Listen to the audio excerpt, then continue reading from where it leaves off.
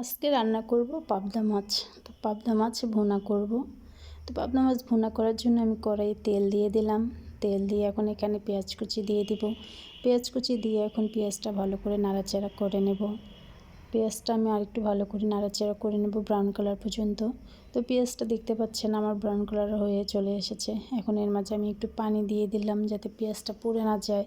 এখন এখানে আদা বাটা রসুন বাটা দিয়ে দিলাম। এখন তারপর বাকি উপকরণগুলো দিব, হলুদ গুঁড়ো, তারপর দিয়ে দিব মরিচ গুঁড়ো।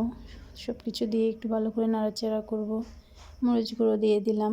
এখন এখানে দিয়ে দেব মশলা গুঁড়ো, সব একসঙ্গে দিয়ে দিচ্ছি, ধনে গুঁড়ো সহ। এর মাঝে আমি পরিমাণ মতো লবণ দিয়ে দিব। দিয়ে আমার মশলাগুলো সব একসঙ্গে ভালো করে কষিয়ে নেব। যতটা ভালো কষাবো ততটাই ভালো রান্না হবে। তো পানিটা দিয়ে আমি এখন মশলাটা সিদ্ধ হওয়ার জন্য একটু ঢেকে দেব 1-2 মিনিট। 1-2 মিনিট পর দেখতে পাচ্ছেন মশলাটা আমার কত সুন্দর সিদ্ধ হয়ে আসছে।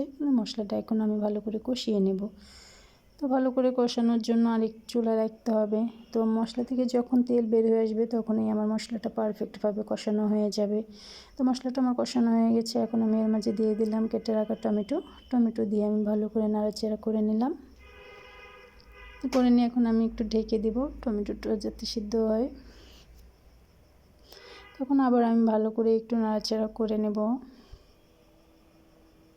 তো আমার কত সুন্দরভাবে মশলার সঙ্গে টমেটোটাও কষানো হয়ে গেছে। এখন আমি এর উপরে পাবদা মাছগুলো দিয়ে দিলাম। একটা একটা করে মাছ দিয়ে দিব। এখন এগুলো ভালো করে একটু নাড়াচাড়া করে নেব। একটু ভালো করে কষিয়ে নেওয়ার পর এখানে আমি পরিমাণ মতো পানি দিয়ে দিব। তো আমি এখন এখানে পানি দিয়ে দিলাম। তো দেখেন একবারে ঝোলের জন্য পানি দিয়ে দিচ্ছি। এখন আমি রান্নায় বসিয়ে দিলাম। মাঝখানে একটু নাড়াচাড়া করে নেব। নাড়াচাড়া করে নিয়ে আবার ঢেকে দিব একদম শেষ পর্যন্ত। তো দেখতেই পাচ্ছেন এখন আমার রান্না পারফেক্ট হয়নি। তো তার উপরে ধনেপাতা কুচি দিয়ে দিলাম।